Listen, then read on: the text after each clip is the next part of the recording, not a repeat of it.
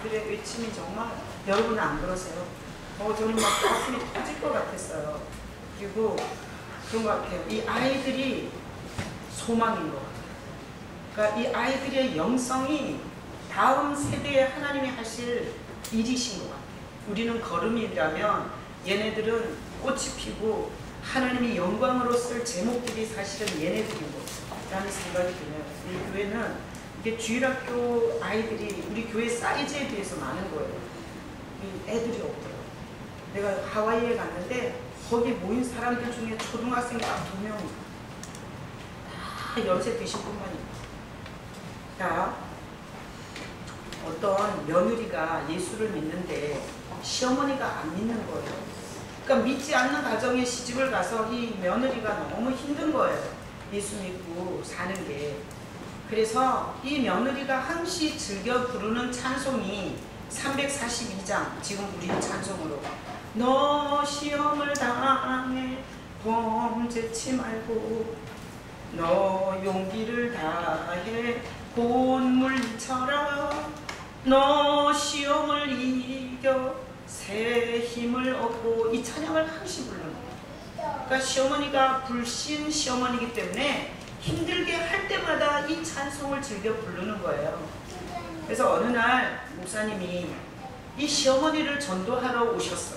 그래가지고 시어머니한테 어머니, 며느님이 날마다 교회에 와서 어머니 예수 믿고 천국 가라고 기도하는데 교회에 와서 예수 믿으시고 천국 가시라고 그렇게 시어머니한테 얘기를 했더니 시어머니가 아유 그런 소리 하지 마세요. 내가 안 그래도 전현이 가서 무슨 기도를 하나. 그리고 내가 따라가서 내가 들어봤어요. 그랬더니 저 우리 며느리가 이런 노래를 부르더라고요. 너 시험을 이겨, 시험을 이겨를 그 시어머니는 자기의 시험이라고 부른 거예요. 그래서 너 시험을 이겨, 뭐죠? 새 힘으로, 뭐죠? 범죄치 말고. 너 시험을 이겨 범죄치 말고 너 용기를 다해 곤물리쳐라. 너 시험을 이겨 새 힘을 얻고. 이렇게 우리 며느리가 노래하는 거 다 들었다고. 그게 무슨 날 위해 한 기도냐. 이래서 목사님이 할 말을 못하고 오셨다고 그런 글을 봤어요. 그리고 보니까 진짜 너 시험을 이겨, 이걸 잘못 들으면 너 시험을 이겨 범죄치 말고 그렇게 들렸겠더라고요. 더군다나 나이 들면 이게 좀 귀가 약간 부실하잖아요. 그래서 그렇게 들어서 그런 오해가 있는, 이게 재밌는 그런 글을 봤어요. 여러분, 오늘 제가 사실 이 주보 원고를 최성미 권사님이 주보를 할 때 제가 언제 이 주보를 줬겠어요? 지난주 월요일날 주고 갔어요. 월요일날. 근데 이 지난주 월요일날 준 주보에 오늘 제가 설교할 제목이 뭐예요? 다 같이 읽어봐요.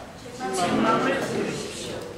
이거 제가 주보를 월요일날 주고 갔는데 제가 갔다 와서 오늘 설교를 해야 되잖아요. 어제 9시간 비행기 타고 10시인가 10시 반에 집에 도착했어요. 이게 또 낮밤이 바뀌어 있는 거잖아요. 얼마나 힘들겠어요, 제 몸이.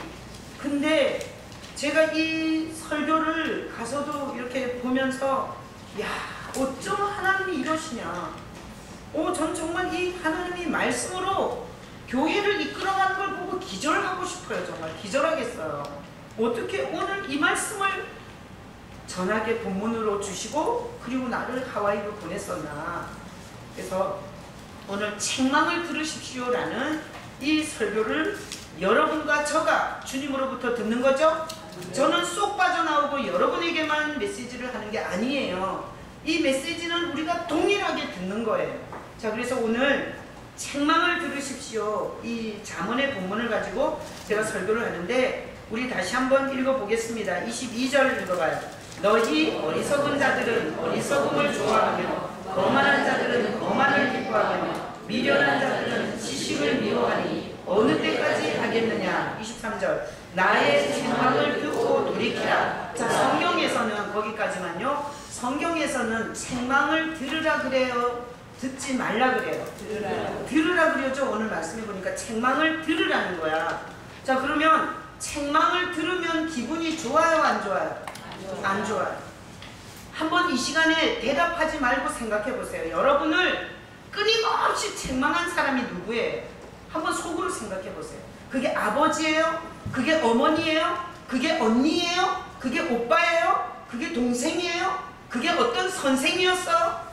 여러분, 자기를 심하게 그리고 늘 책망했던 사람은 좋아져요? 미워져요? 미워져요. 그러니까 책망이라는 건 받으면 싫은 거예요. 책망은 받기가 힘든 거예요. 늘 좋다고 하고 잘한다고 하고 그리고 얼르고 달래주는 게 좋은 거지 책망을 하는 자는 싫다고요. 그래서 우리가 원수 맺고 싫어하는 사람은 왜 그런가 보면 나를 책망하는 사람이어서 싫은 거예요. 전 예전에 어떤 그 자녀가 제가 상담 공부할 때 어떤 자녀가 자기는 절대 나중에 크면 부모하고 안 살겠다고 그러더라고요.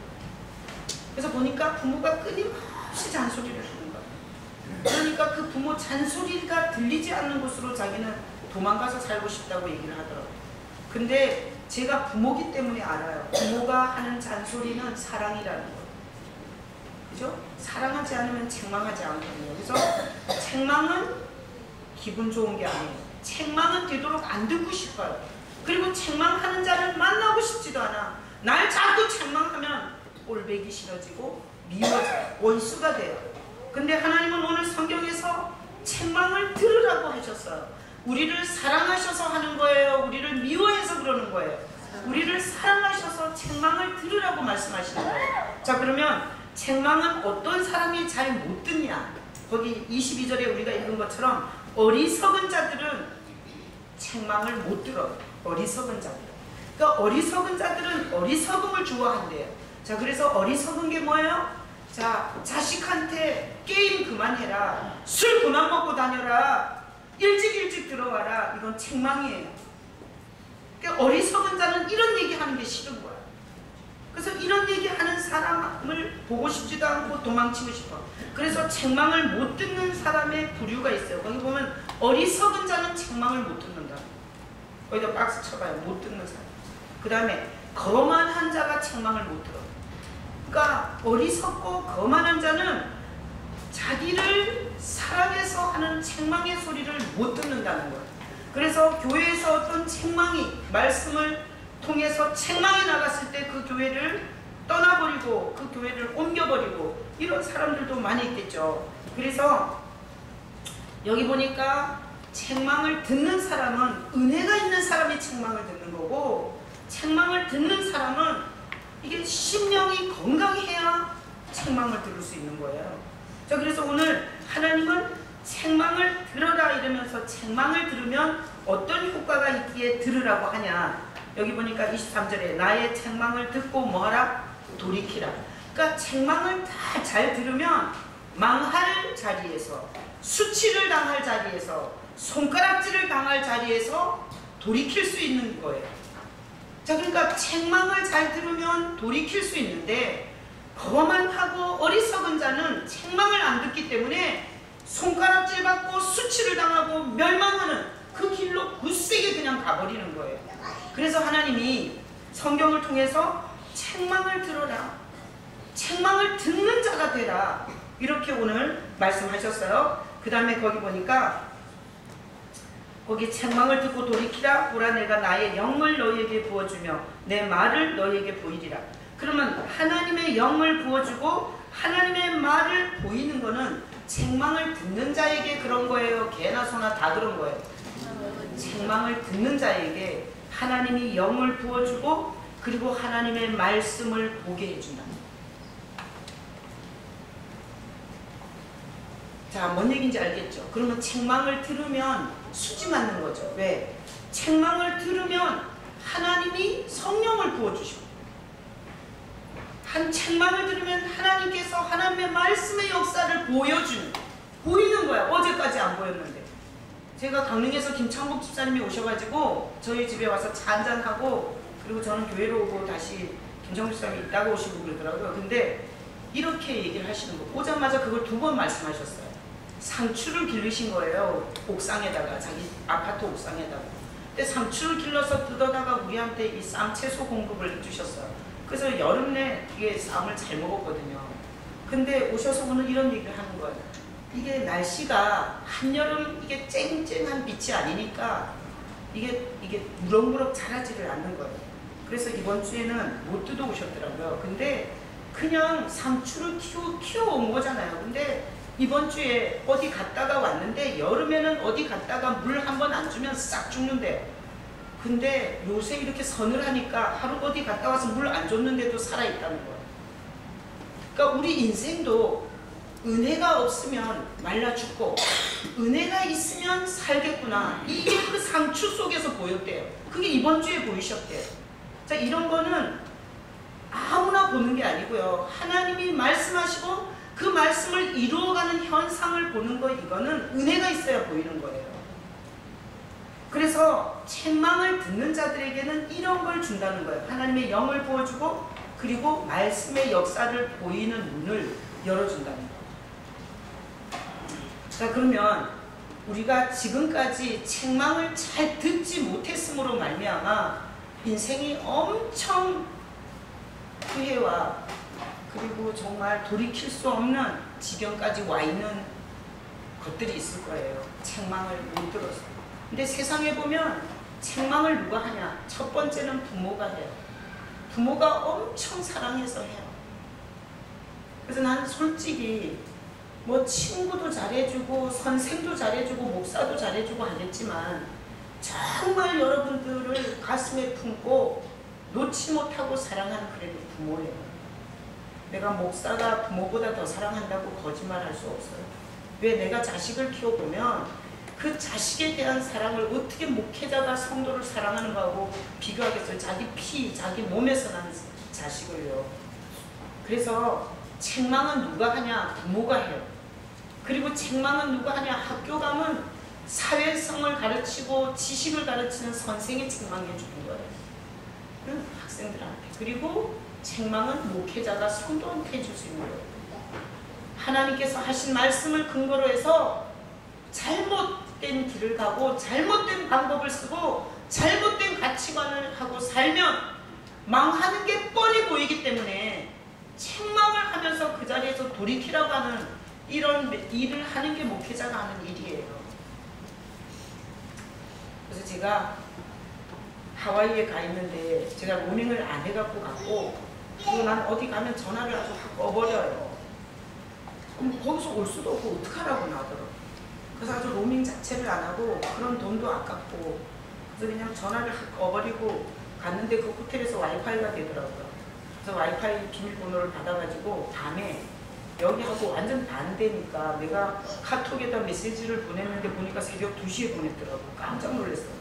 여러분들이 한참 자는데 이게 까똑까똑 했을 거 아니에요. 내가 아주 그냥 그 자리에서 머리를 잡아들고 싶더라고요. 이게 취소도 안 되는 거예요. 그 하와이에 가 있는 그 시간에 어떤 분이 나한테 카톡을 했어요. 목사님, 예전에 목사님이 그렇게 울며 불며 자기를 말릴 때 내가 왜 목사님 말을 안 들었는지 모르겠어요. 제가 지금 교회를 나가고 있지도 않고 그렇지만 제가 멀리서 목사님의 새벽 설교와 주일 설교를 듣고 있어요. 사단이 한 인생을 얼마나 처참하게 파괴했는지를 제 눈으로 지금 보고 있습니다. 목사님이 진심으로 날 위해서 했던 충고를 내가 헌신짝처럼 버린 것에 대해서 정말 죄송하게 생각합니다. 그렇지만 내가 목사님을 정말 죄송하고 그리고 목사님한테 잘못했다고 말하고 싶습니다. 이렇게 카톡이, 장문의 카톡이 온 거예요. 근데 시간도 반대인데다가 제가 거기서 신경 쓸 일이 너무 많으니까 거기에 답은 못하고 그냥 내가 여기가 하와이고 그리고 내가 카톡할 수 있는 시간이 너무나 제한되어 있기 때문에 돌아가서 얘기하겠다. 내가 보니까 정말 사랑했고 그 사람을 위해서 정말 개인적으로 강대상에서 그리고 말씀 속에서 수도 없는 메시지를 했어요. 근데 그 모든 거를 버리고 돌아서 갔거든요. 근데 아마 삶 속에서 그걸 깨달았나 봐요. 누가 한 말이 들어야 했을 말이었는가요. 그래서 그런 고백을 들으면서 가슴이 아프더라고요. 왜? 어떤 사람의 말을 버리고 잘 됐어봐요. 그런 얘기를 하겠나. 자기 고집대로, 자기 감정대로, 자기 살고 싶은 대로 해서 모든 영광을 다 얻었다면 그런 카톡을 보내겠어요. 그래서 책망하는 사람도 힘들어요. 여러분 자식이 영 말을 안 들으면 그래 네 맘대로 살아라 하면 편해요. 근데 그걸 못 놓고 계속해서 그 자식을 향해서 말하는 건 힘든 거예요. 그러니까 책망은 듣는 사람도 힘들고 하는 사람도 힘들어요.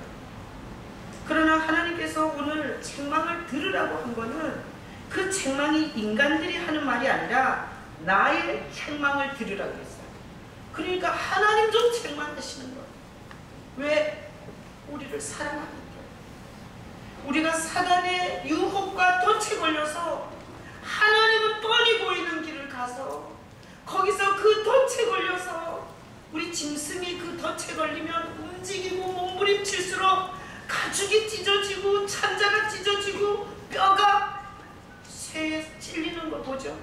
그죠? 우리 밀렵꾼들이 산속에다가 그 야생 짐승이 몸에 좋다고 올무와 덫을 놔요. 그러면 그 야생 짐승들이 거기 걸리면 그 올무와 덫에서 벗어나려고 엄청 몸부림을 치죠. 몸부림을 치면 칠수록 더 깊이 올무는 쪼여드는 거고 덫은 점점점 그 살을 파고드는 거고 그리고 그 신경과 그리고 그 뼈까지 파고 들어가서 결국은 그게 사실은 폐혈증이나 이런 거 일으켜가고 사실 동물도 죽을 거예요. 그래서 산에서 죽어있는 동물들을 많이 보잖아요.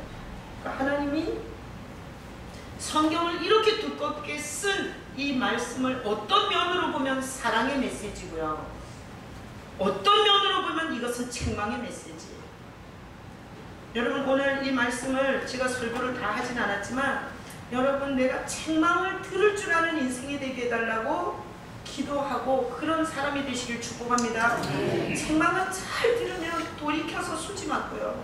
너는 떠들어라 나는 안 듣는다. 거만과 그리고 아까 어리석음이 역사하면 들어야 할 책망을 버리고 듣지 말아야 할 달콤한 유혹의 길을 가다가 돌아올 수 없는 덫에서 짐승처럼 부르짖으면서 처절하게 죽을 수도 있는 거예요.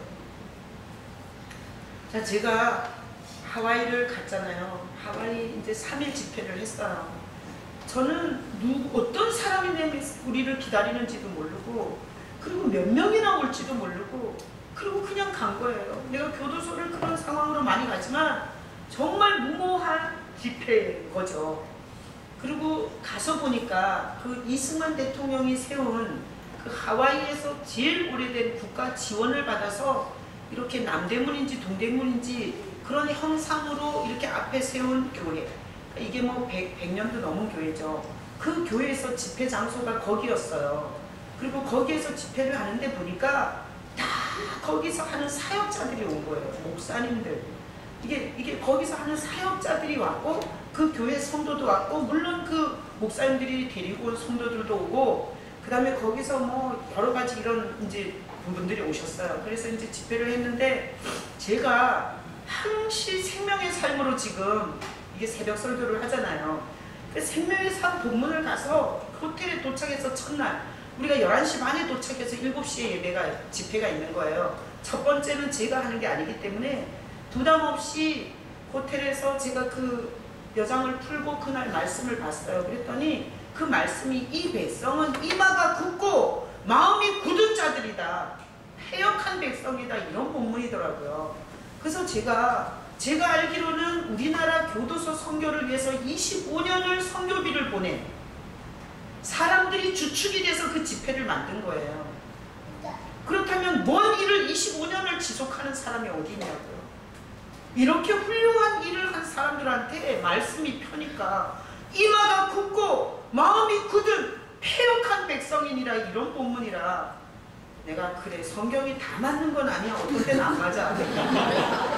이러면서 이거는 오늘 이 사람들에게 해당되지 않는 메시지일 거야. 이러고 뭐 어떻게 적용할 수가 없는 거예요. 여러분 어떻게 적용이 돼요. 25년을 주를 기쁘시게 한 자들인데. 그래서 그날 이제 저녁에 집회를 교도관 출신의 목사님이 교도관으로서 하나님이 자기를 불러서 교도소 사역을 하게 한 그 이야기를 간증으로 하셨어요. 첫날에. 그리고 나서 둘째 날에 저가 이제 차례인데 광고를 이렇게 하더라고요. 내일은 여기 하와이에 있는 미국 현지 주민들과 그리고 2세대 영어만 할 줄 아는 2세대들을 다 데리고 나와라. 내일은 통역을 세워서 설교할 거다 이러는 거예요. 그래서 보니까 대박 터진 거예요, 내가.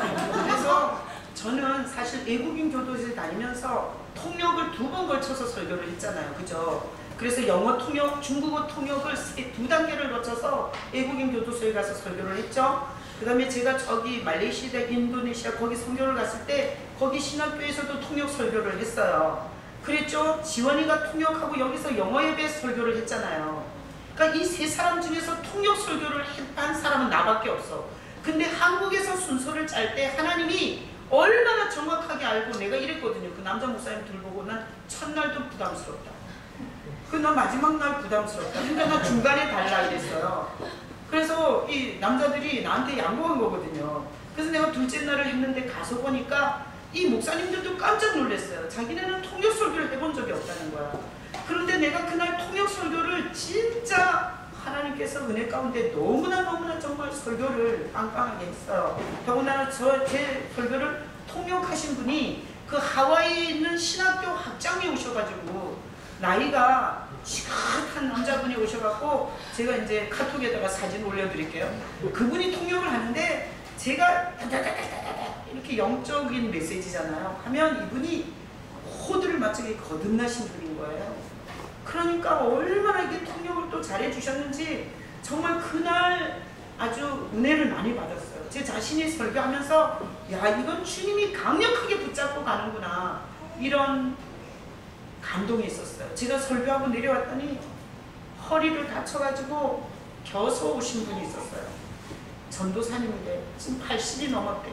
근데 거기서 사시면서 허리가 아파서 오늘 절대 올 수 없는데 허리를 거의 땅에 붙이고 거의 90도 폴더 각도로 그렇게 교회를 오셨는데 이게 메시지를 들으면서 예배 끝나고 저 목사님한테 기도를 받으면 나을 거라는 믿음이 왔대요. 딱 내려가니까 그분하고 중풍 맞아가지고 이게 머리 이렇게 모자 쓰고 오신 할머니하고 두 분이서 나한테 기도 좀 해달래요. 그래서 제가 알잖아요. 담임 목사님은 아무한테나 기도받는 거 좋아하지 않아요. 근데 제가 볼 때 주님은 한 사람이라도 고쳐주는 걸 원하는 거잖아요. 그죠? 그래서 그 사람들이 말씀을 들으면서 그런 믿음이 생겼다면 주님이 역사하실 거예요. 믿음은 절대 목사님이 기도해주면 나을 거야 라는 믿는 자에게 역사하는 거예요. 지나나 똑같은 인간인데 새끼 밥 먹는데 지가 뭐가 잘났다고 기도한다고 내가 하면 난 지가 한다고 낫냐 이러잖아. 안 나아요. 그러니까 병이 낫고 안 낫고는 그 사람의 믿음에 달려있는 거거든요. 근데 제가 들어봤을 때 이분은 절대 역사하겠더라고요. 그래서 제가 허리에다가 기도해 줬는데 이분이 이러는 거예요. 목사님 내일 저녁에도 한 번 더 해주세요 그러더라고요. 그래서 어쨌든 2번 기도했는데 이분이 마지막에 간증하더라고요. 자기 허리 펴졌고 그리고 하나님이 허리를 치료해 주셨더라고요. 제가 첫날 메시지가 이 백성은 이마가 굽고 마음이 굽고 패역한 백성이다 본문이라 그랬죠. 내가 말씀을 전하는 날 본문이 뭐였냐면 악인이 너가 악인을 깨우쳐서 돌이키면 너에게서 핏값을 찾지 않겠지만 네가 만약에 깨우치지 않아서 악인이 악을 행하면 너에게서 핏값을 찾겠다는 본문이었어요. 그러니까 제가 얼마나 진짜 심장 떨려요. 그러니까 네가 바른 말 안 하면 모든 책임은 너에게 묻겠다 이 말이잖아요. 그래갖고 내가 너무나 겁나가지고요. 아이패드를 펴놓고 내가 새벽 예배 설교를 이제 갈 때 너무 오래 빠지니까 그래서 내가 미안해갖고 새벽 예배 설교를 아이패드로 올려준다 그랬어. 그럼 지윤이가 받아서 이제 올리기로 했거든요. 아이패드를 옆 앞에 놓고 그 본문을 놓고 제가 이렇게 이제 설교를 하는 거예요. 회중도 없는데 여러분. 저는 지금 하와이 호텔에 있습니다. 오늘 본문은 공의를 행하던 자가 악을 행하면 그 공의는 다 없어지고 악을 행하는 그 악으로 말미암아 하나님의 벌을 받는 거다. 그러니까 공의는 아무것도 아니다. 죄악을 행할 때 그 죄악이 결국은 하나님의 벌을 초래한다.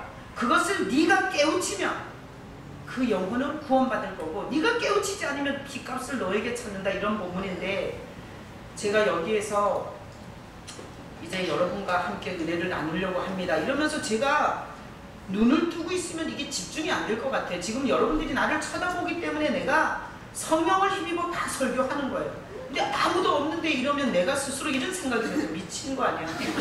아니, 누구한테 떠드는 거야? 이런 생각이 들어서 잘 못해요. 그래서 제가 눈을 감고 거기서 그 본문을 갖고 막 이렇게 여러분들을 생각하면서 그 호텔 방에서 막 이렇게 막 설교를 했어요. 근데 막 설교를 하다 보면 하나님이 나한테 주는 감동이 있어요. 무슨 감동인가 하면 이 사람들이 25년 한국 감옥에 선교하는 사람들을 향해서 25년 선교원금을 보냈는데 그 공의가 지금 악을 행하고 있다면 그건 아무것도 아니라는 거예요.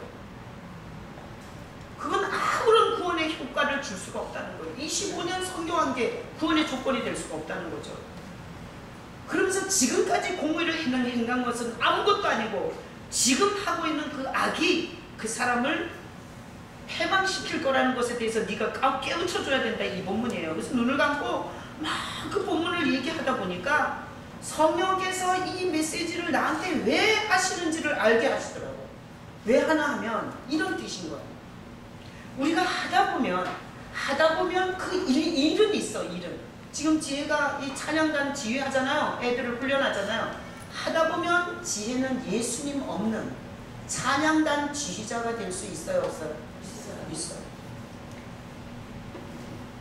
식당에서 밥하는 사람이요, 그냥 자기는 주일날 되면 그냥 당연히 교회에 내 순번이 되면 와서 밥하면서 전혀 주님과 상관없는 밥을 25년 할 수 있어요? 없어요? 있어요. 그러니까 그 순간에 저한테 감동을 준 게 이런 거였어요. 25년을 뭘 했다 할지라도 예수를 놓쳤다면 그것은 심판과 형벌로 갈 수 없다.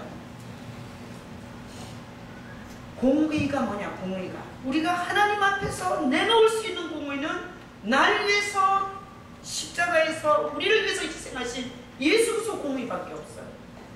우리가 선교를 40년을 하고 50년을 하고 내 재산을 다 팔아서 드렸다 할지라도 예수 그리스도 없는 헌신은 그게 공의가 될 수가 없어요. 그 얘기라는 것을 막 부어주셨어요. 제가 눈물로 거기 그 침상에서 27분 설교를 했어요. 그리고 보내는데 안 가더라고요. 그런데 그 시간에 내가 오늘 어떻게 설교를 할지에 대해서 주님이 감동을 주시는데 이 사람들이 사역은 있다는 거야. 하는 일은 다 한다는 거야. 프로그램도 다 하고 있고 사람들이 볼 때 여러 가지를 하고 있는데 가장 중요한 예수 그리스도를 놓쳤다.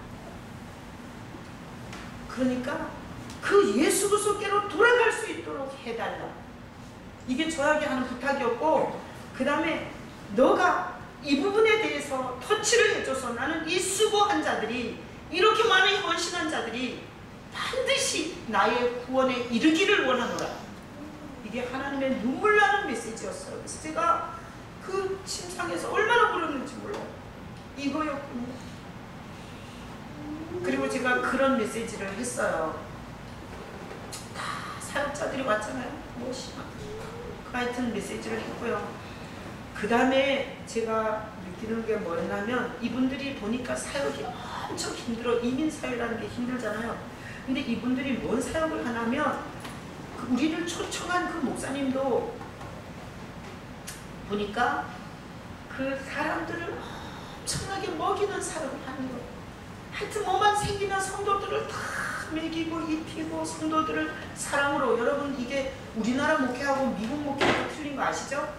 미국 목회에는 절대 목사는 심부름꾼이고 목사는 시다발이고 목사는 뭐 이렇게 한국 목사들이 거들 풀고 존경받고 뭐 무슨 대접받고 이렇게 가지 거기는 뭐 하다가 뭐 아무지 못하고 와서 해주는 그런 안내자가 그 목회자들이에요. 그러니까 이분이 가서 매번 사역을 한 거예요.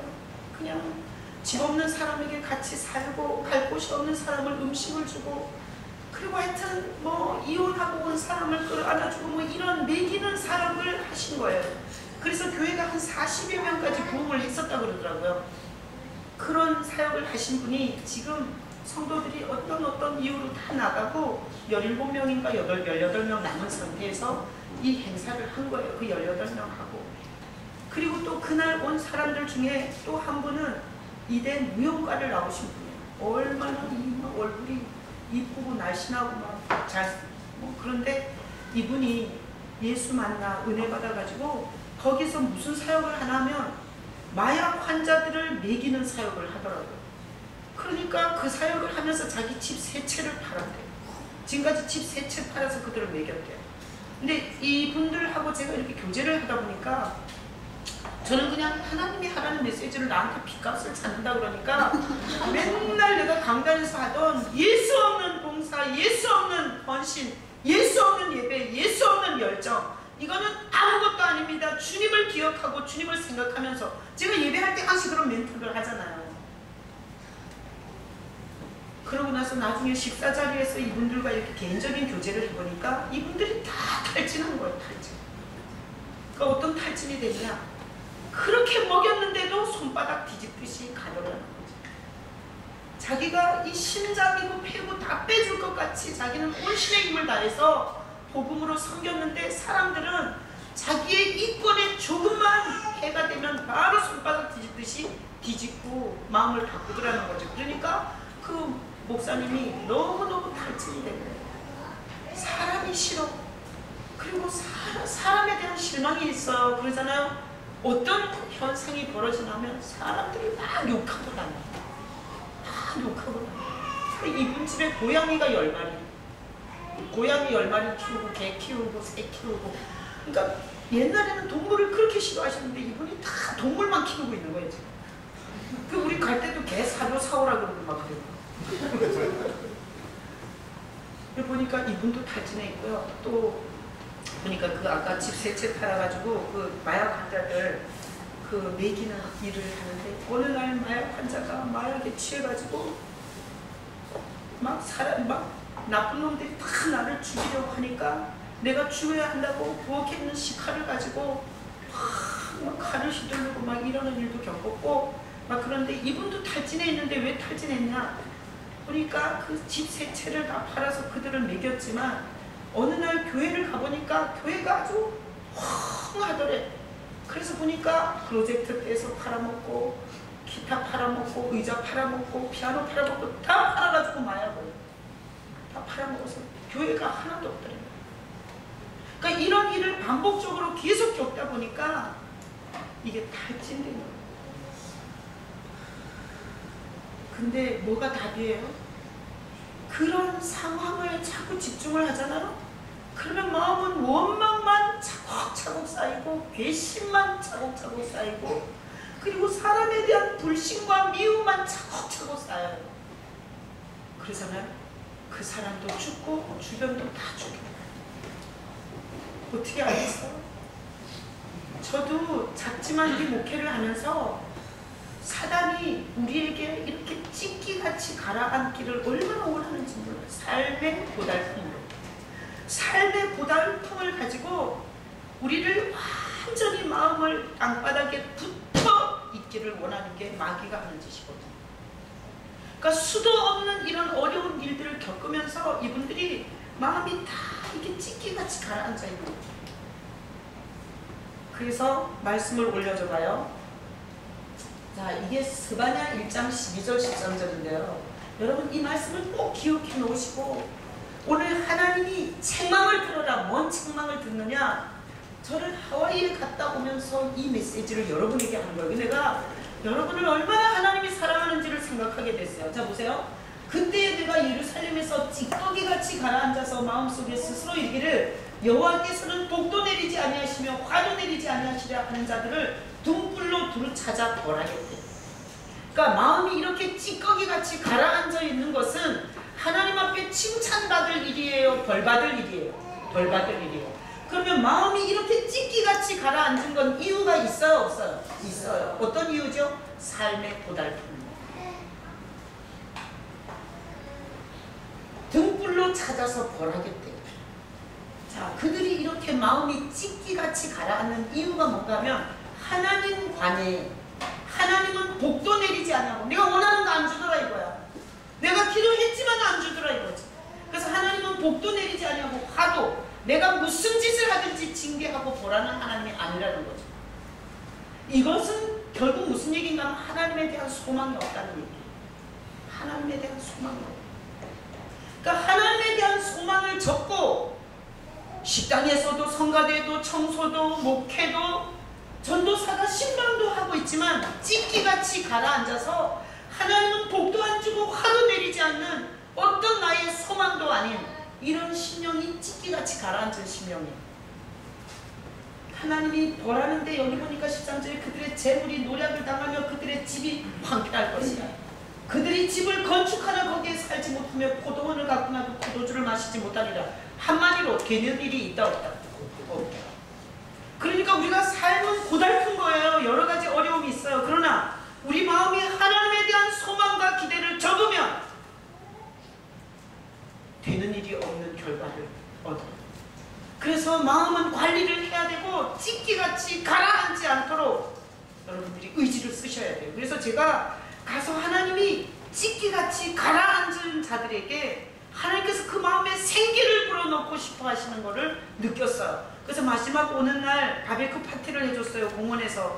하와이 비치역 공원에서 바베큐 파티를 해줬는데 그 바베큐 파티를 하고 마지막 마무리 기도를 같이 모든 사람자 모인사들이 통성으로 기도하고 마무리 기도를 제가 하는데 뭔 기도를 시키는 줄 알아요? 하나님 우리는 지쳤습니다. 하나님 우리는 피곤합니다. 하나님 우리는 기대와 소망이 없습니다. 우리는 다 낙심과 염려와 걱정과 슬픔과 눈물과 회의와 그리고 원망과 미움이 가득한 심령을 갖고 있습니다. 하나님께서 우리를 모아서 이 찌꺼기같이 가라앉은 우리에게 생기를 불어넣으시려고 하시니 감사합니다. 이것은 워밍업입니다. 이것은 첫 발걸음입니다. 하나님께서 성령의 역사를 하실 줄로 믿습니다. 이렇게 기도를 했어요. 그리고 나서 우리가 온 것은 이거는 그냥 워밍업이고 함께 다시 한번 이 성령의 어중이 떠중이 다 말고 정말 하나님이 생기를 불어넣을 사람들이 모여서 한번 성령의 기름 부음에 시간을 한 번 더 가질 필요가 있다라는 거를 얘기를 했어요. 그랬더니 거기 계시는 그 목사님들과 그 목사님들이랑 거기 있는 분들이 자기네끼리 이렇게 의논을 했대요. 우리가 한 번 더 모셔가지고 우리가 정말 이 문제를 해결을 받자 이렇게 의논을 했다고 그렇게 이제 얘기를 하더라고요. 그래서 제가 오늘 책망을 들으라잖아요.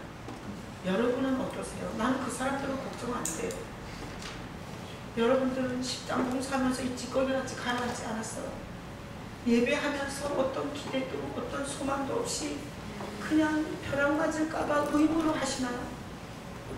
여러분들의 심령이 걱정이 되는 거예요.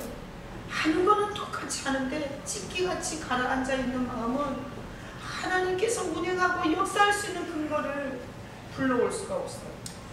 타성에 젖어 있고 찌끄럽지를 드리게 돼요. 이 찌끼처럼 가라앉아 있으면 다 하고 남는 시간을 드리게 되고요.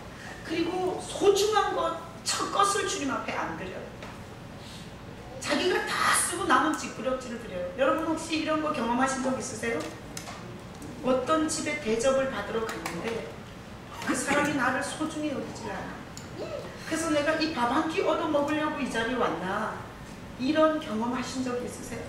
여러분들이 예배하고 여러분들이 봉사하고 여러분들이 찬양하고 여러분들이 기도하는 게 하나님이 받으실 때 어떤 마음이 들게 하고 계시나요? 삶의 고달픔으로 찢기같이 가라앉은 사람은 주님이 예배를 받으면서 찬양을 받으면서 내가 적선받으러 왔나? 내가 얻어먹을 데가 없어서 와서 이런 취급을 받나? 이런 하나님의 기분이 들게 한다. 그래서 오늘 하나님은 참마음을 드러나셨습니다.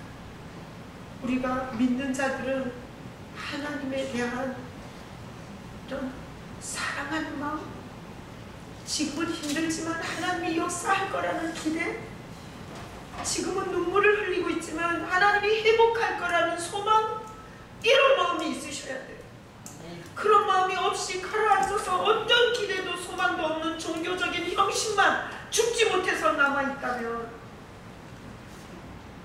여러분 이 세계에서 좋은 일이 있는 것을 볼 수가 없습니다.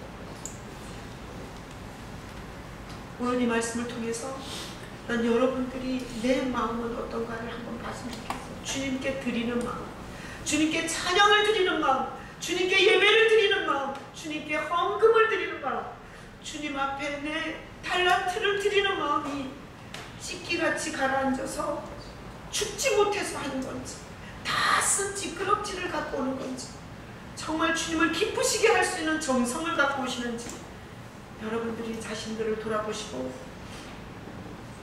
절대 찢기같이 가라앉지 마시기를 축복합니다. 네. 찢기같이 가라앉는 사람들은 할 일이 하나 있어요. 예수 그리스도를 날 사랑하신 주님을 바라보셔야 돼요. 그리고 그분이 날 위해 목숨을 버리셨다면 날 위해서 무슨 일인들 못하시랴, 나를 고치질 않으시랴, 변화시키질 않으시랴, 내 인생 여정에 주님이 무슨 일인들 못하시랴, 이런 기대감을 갖고 가셔야 여러분들의 마음이 찢기같이 가라앉아서 등불로 찾게 돼요. 얼마나 기분 나쁘면 하나님이 이렇게 썼겠어. 얼마나 기분 나쁘면 순 찌꺼기를 가져오고, 찌꺼기, 기대도 없고 소망도 없고 종교적 의무만 가지고 죽지 못해서 찬송 두 곡 부르면 막 연락, 막 그 인도하는 사람을 멱살 잡고 패고 싶어. 여러분 그러지 마시기를 축복합니다. 네. 여러분 찢기 같은 마음을 관리하셔서 하나님 앞에는 소중한 기대, 하나님이 역사할 소망, 하나님께서 역사할 희망, 이런 것들을 가지고 주님을 기대하시며 주님께서 여러분의 인생에 재물이 노략되는 걸 막아주시고 집이 화폐한 걸 막아주시고 그리고 건축했으면 거기서 살고 포도를 농사했으면 그 포도주를 마실 수 있는 이런 하나님의 은혜가 여러분에게 있기를 예수님의 이름으로 축복합니다. 네. 자, 이 시간에 우리 다 같이 눈 감고 우리 한번